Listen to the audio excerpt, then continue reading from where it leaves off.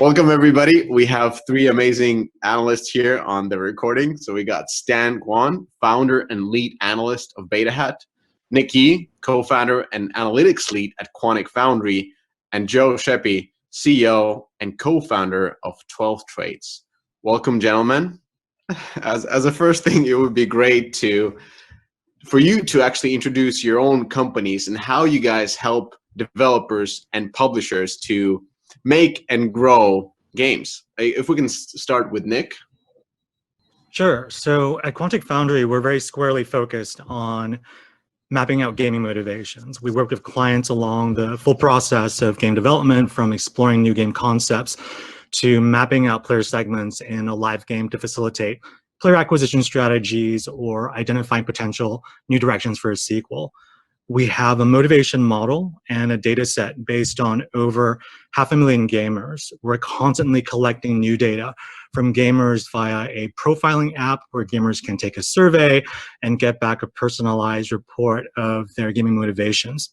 We also ask gamers, alongside their gaming motivations, their demographics and specific game titles that they enjoy playing. So when we work with clients, we can use this existing data set to quickly profile the audience of popular game titles. We can also quickly visualize the competitive landscape within a game genre. What are the most important motivations that differentiate games within a genre? Do certain clusters of games appear? Are there certain spaces that are less crowded? We can also look specifically at one game or franchise and conduct a player segment analysis to identify the distinct player types. Beyond our existing data set, we often work with clients to develop custom motivation models for their genre or their specific platform. We also work with tabletop game publishers. And this leads to more custom tools like developing APIs or online apps that integrate with a client's workflow, such as providing a typing tool that allows them to take raw survey data and assign player segment codes to it. So that's a high-level view of what we do at Quantic Foundry. And there's almost every studio that I've been at has used or is using Quantic Foundry at some point. How long have you guys been doing this? Since the spring of 2015 was when we launched the company. Oh, okay. It just felt that it's been out for such a long time. Stan, can you talk about BetaHat? Sure. So at BetaHat, and we've actually only been around for just over a year, and we're a small group based out of Oakland, California, and we're a full-service custom research agency. And we mainly specialize in both quantitative and qualitative research solutions for game publishers and developers, and mainly more on like the custom research side of things. We do touch on kind of very similar areas that Nick mentioned with Quantic Foundry, but I would say we dive a bit deeper more into the custom element of the research needs for game publishers and developers. So we're typically brought in to solve for kind of key decisions that need to be made throughout a game's life cycle, from concept viability to marketing strategy, all the way to player satisfaction and retention. I would say, like, the sort of the reasoning or the motivation to start BetaHat was, my own experience working with larger research agencies, and I'm saying name the large ones like Ipsos or Lieberman. Is that a lot of times when we worked with external vendors, and this is from my experience on the client side at EA, at GameSpot, at Ubisoft, was that they all came to the table with very academically sound methodologies. And that's certainly important. But what I found that there was a pretty significant gap that needed to be filled within this space. That research, that we needed research that is not based just in rigorous academic methodology, but also in the sort of in the cross-section between consumer perception and market performance, and also just boots on the ground experience within game companies themselves, like understanding the day-to-day decisions that need to be made, and then applying practical insights to decisions that actually need to be made. because sometimes the academic stuff can be a bit too fluffy. And as rigorous as it is, sometimes you just need to make a decision and you need to translate that into something that is actionable. So, that was the nexus of BetaHat, and that's who we are. So basically, you are like the hit squad of market research. Is that a way to describe? I think a lot of us, because a lot of the clients that I work with, I've had long-standing relationships with just from being in the industry for so long. We usually get tapped for better or for worse, like the really challenging problems that need to be solved, where they say, hey, like, we can't trust this other vendor to do this, so can you help us tackle this problem, which is really rewarding in a sense, where they trust us with some of the more kind of strategic work, but at the same time, there's also a higher risk that we just kind of fall flat on our faces because it's so new, but it's also very rewarding because it does become more of a collaborative, like, learning opportunity for both the client and ourselves. Got it. And Joe, tell us more about 12 Traits. Sure. So our entire mission is basically allowing any company in the world, and then specifically in gaming, to be player-centered and to have a scalable solution to actually understand their customers in real time. So we use an AI-based algorithmic approach to effectively understanding full psychological profiles of individual users within any game, any system. And we scale that through our AI. So basically you can, with the snap of your fingers, have full real-time understanding, over 200 traits on any individual in the game. It's all detached from the real identity, so we never know who they are in real life. And then we have an experience management platform built around that is completely based around technological enablement.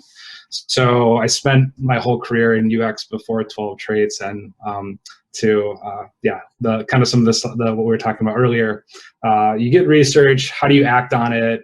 How does it move into product? I've been focused on solving that problem basically my whole life. And there's always brilliant research and incredible outcomes that you see, and then the game team gets it, or they don't get it, they don't read it, and nothing happens. So we leverage basically through our API, through different algorithms, the ability to actually act on that data through our platform in a way that's simple and intuitive for developers. Perfect. All right, let's jump into the first question. You guys cover definitely a lot of ground with the market research with your respective services.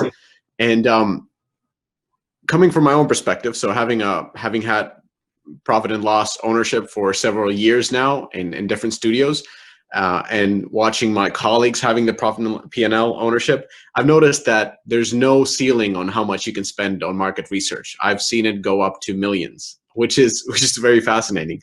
So I'm kind of asking for you, of course, on your side, it makes sense that the cost would go up, but what is the smartest way to employ player research for a studio when you're thinking about the life cycle of a game? So from the first steps of validating the concept to actually going through the production and into live operations where you're getting different type of audiences coming into your game. So Stan, how does BetaHat help throughout the whole life cycle, and what's the smartest way to in your opinion, to use player research?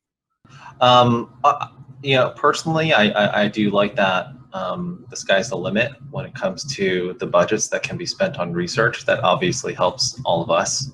No, but more seriously though, I think that is a very complex question, and like throughout the entire life cycle, which can last for years, there can be a number of decision-making bottlenecks that happen throughout the entire process. And so, a potentially unsatisfactory answer to this is that it depends. So it really depends on what you're trying to solve for, and each game and studio publisher have different approaches to solving problems. And those problems can stem anywhere from organizational structures, the way decisions are being made within an organizational hierarchy, the strengths and weaknesses of talent. A lot of times research is used to fill in gaps within an organization. And so, from the life cycle of a game all the way to release, The way research is used, from my experience, is also a reflection of the company's culture and the way decisions are being made within the culture itself. So I can't say that there is one cookie cutter way or a cookie cutter methodology that's going to work for every single company. But I think there's a general framework that works, but I just want to focus on one, which is just using, let's say, the concept viability, or really trying to understand if a concept should be greenlit or not. And I will say that I am not a fan of leaning too heavily into consumer research to greenlight a concept, because I think fundamentally and philosophically, we are in a creative industry and we want the creators to create.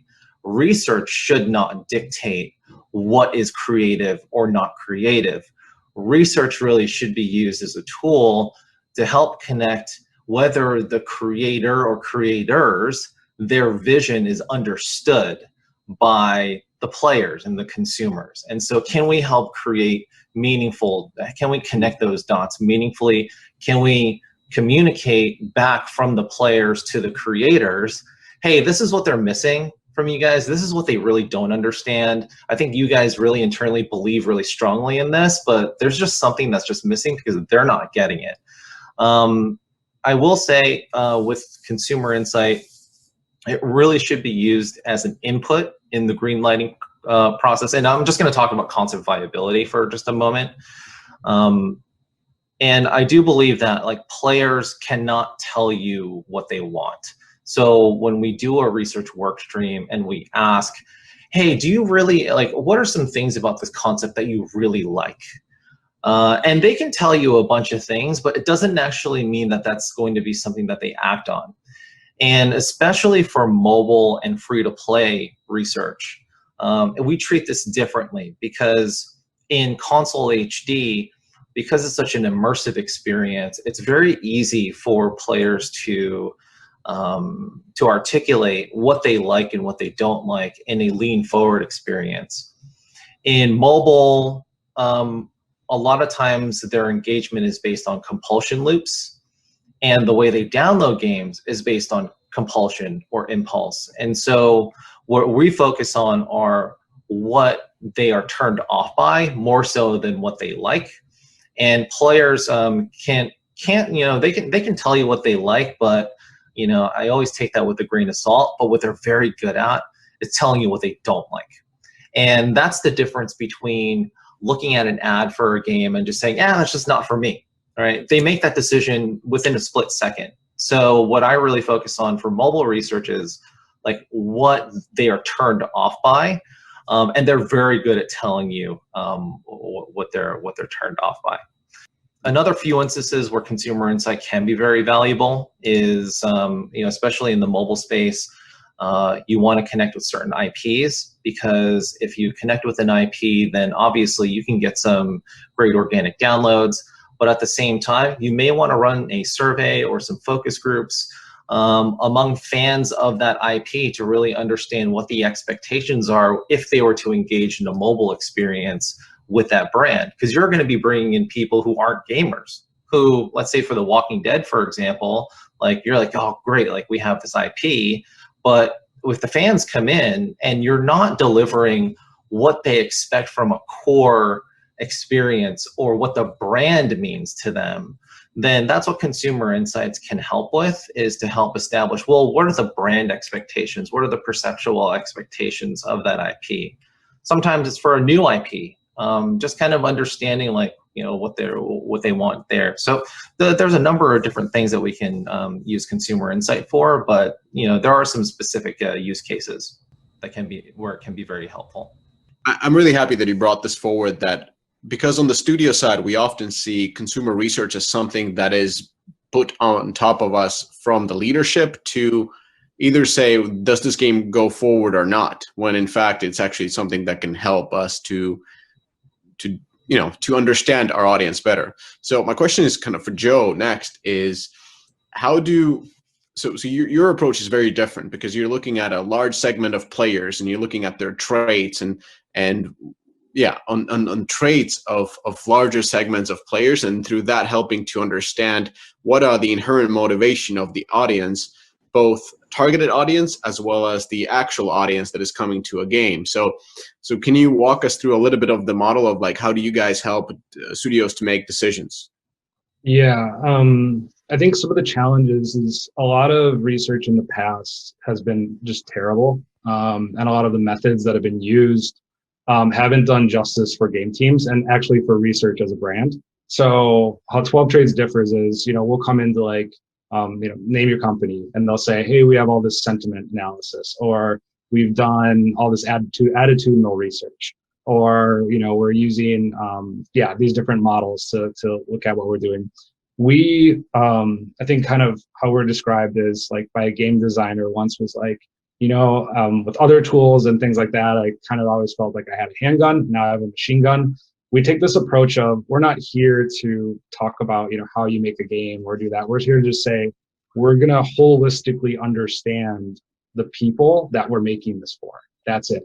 And we're going to enable you to effectively execute on that. So rather than saying, we want to do, this study to greenlight something or whatever, it's literally giving the creative, basically agency to the individual. So Lisa Welch, who used to be the head of strategy at Activision, she's like, what I like about 12 Trades, it's kind of like I had like 3 different colors to paint with before you guys. And now I literally have an entire color palette because I'm able to go in and see, this is who I'm creating this game for. This is the market. These are the people.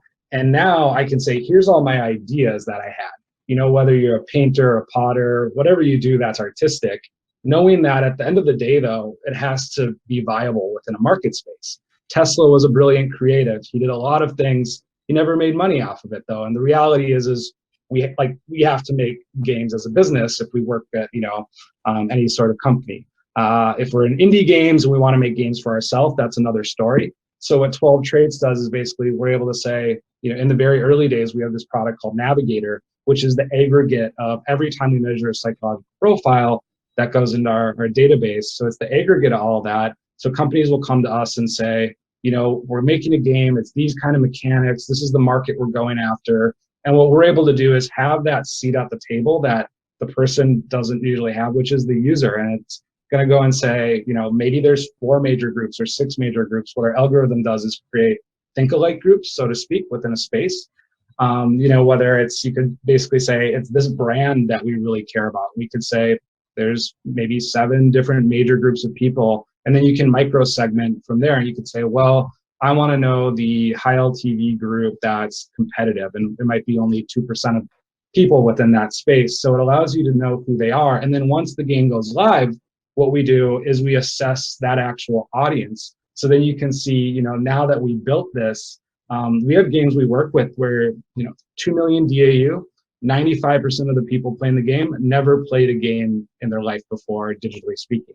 So the market's changing so fast, and these old ideas of who players are and casual and mid-core, they're all wrong. And gamers, 1 in 2 American households plays games daily. So if you look at, the world population, there's 4 billion people in our world that use smart devices every day, and 3 billion people play games of those 4 billion. So the reality is there's not a such thing as a gamer or not a gamer. There's a human being. We like to play, and what we're here to do is really help people understand that. And then on marketability, market testing, launching things like player matching through our algorithm. Basically what we do is say, what do you want? What do we want to focus on? And we're going to enable that for you technologically to basically create incredibly human-centered experiences. That's awesome. So Nick, I wanted to ask about, so mostly I've encountered Quantic Foundry is in the early stages of development. Usually that's when the teams present what kind of players they are going after, and they show the motivation charts that you guys have developed. So I was very curious to ask is like, how do your clients use Quantic Foundry when the game is live, when they're actually seeing the real audience coming in, and now they have to develop basically features for this audience? Yeah, so I think I'll give one example. Typically once a client has their own player base to recruit into a study, then a player segment analysis approach, I think similar to what Joe was mentioning, comes really in handy, because now they can get an overall sense of, here's the audience that we're working with. There are actually these 5 or 6 distinct player types that underlie the audience. Here's how these 5 segments differ in terms of what they're looking for in the game. Here's the proportion. So maybe the biggest proportion of gamers, they're more competitive. So it gives you a sense of here are the list of features we like to implement, but which are the ones that have the best coverage of the player segments that we have across our player base.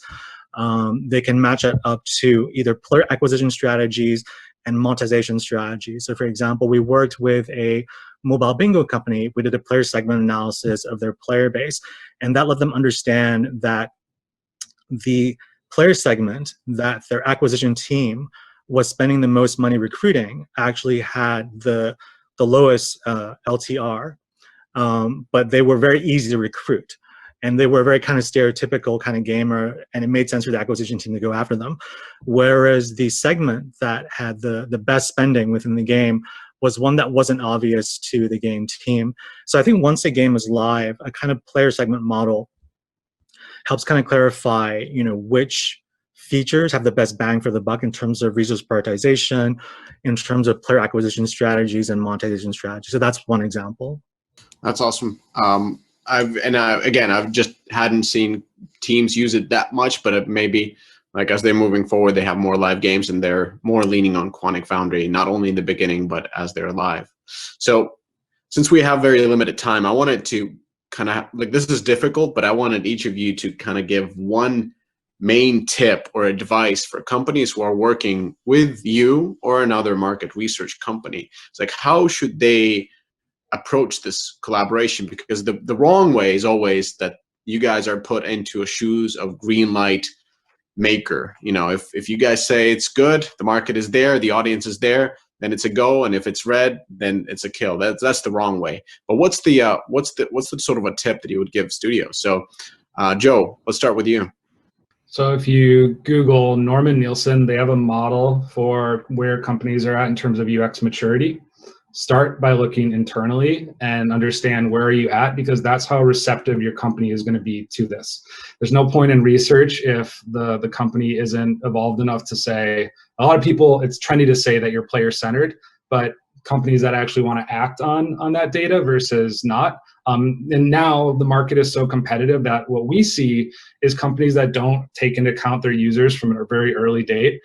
Those games fail at a frequency that is far beyond companies that do not. So if you're going to go in, look internally, say, do we need to do change management? Do we need to bring in some people like Nick or Stan to help us become more customer centered? Do we need to do that right now? And if so, if you say we are, and you're looking for a solution to get you going, I think that's where 12 Traits we can help a lot with where to get started, and picking the team as well as the product that probably is the team that is the most open to understanding the customer, and then the product that's probably the most you feel it's risky.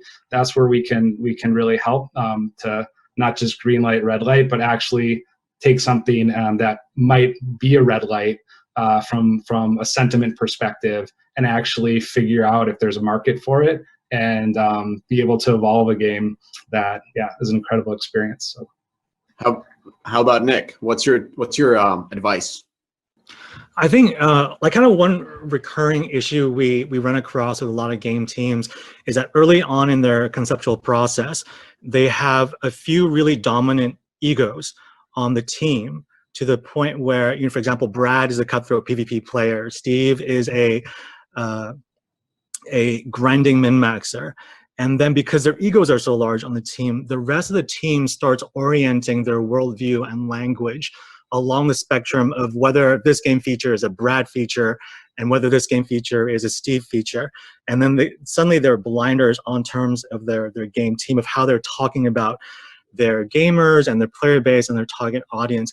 I think good empirical player research provides a shared neutral terminology and framework for for the team across roles and departments.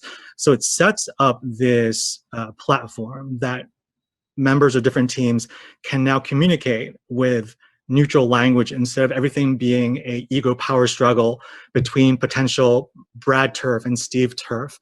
That's, of course, a really extreme case, but I think in my mind, that's like one of the underlying goals of really good player research, is providing a client and a game team across roles and departments with this neutral framework and language, and so they can attack these questions and problems in an objective way.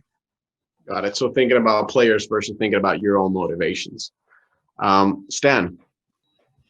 Yeah, I think both Joe and Nick bring up really valid, relevant, salient points. Joe had mentioned something around like being player first and player centric and operationalizing that internally and making that a part of the culture. And Nick actually talked about kind of having a common language for cross-functionally to succeed. And actually, like, my suggestion for this is very similar in terms of, and the theme is very similar. And it seems like the three of us are all seeing very similar issues with how data and research is being operationalized within organizations. I will bring up like one specific instance where I do see this quite commonly, is that there is a separation between the way game developers think about players versus the way marketers think about their players.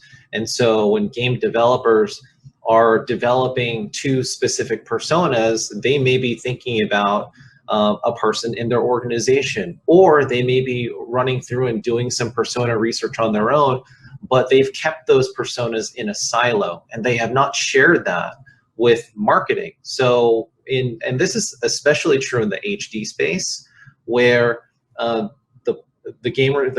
developers have developed a game with certain players in mind. They hand it over to the marketing team and just say, go sell this. And the marketing team is like, okay, well, let's figure out what all the features are, and let's figure out, okay, let's do our own like market segmentation or target audience segmentation, and let's figure out who we need to go after. And that may work in the HD space, and I think it's highly inefficient. In mobile and free to play, that's a recipe for disaster, because development and marketing need to work, and UA need to work in lockstep with each other. And they need to, dev needs to understand, for marketing, for their game to succeed, marketing needs to get players into the ecosystem, and devs also need to figure out how to retain them. And so if marketing needs are not met, and where that divide happens is when you're developing to different personas. So a lot of times with the clients that I work with, more and more we're doing what we call target audience segmentations early on in the development process, just so the marketing teams and the development teams have a common language to speak through the entire life cycle. So when someone brings up, hey, some personas can be like people's names, or they can be some creative, I don't know, something. But when they bring up those names, it is commonly known, like what their, what are their turnoffs, what are their turn-ons, how do you reach them through media, what are the best ways to reach them through media, what are the best consumer touch points. Like if all that stuff is integrated, then it just creates for a more cohesive and kind of hand-holding environment for success. So to summarize what you guys said is, first of all, prime your organization to be responsive to this type of knowledge and to this type of research. Secondly, detach yourself from what you're making. And thirdly, bring marketing and product together. Did I nail it? All right. Yeah. Thank you so much. I'm sorry we yeah. had a very short amount of time. I'd love to have this conversation as a 3-hour long instead of a 25 minutes, but I'm sure we can arrange that. So thank you very much for sharing your knowledge.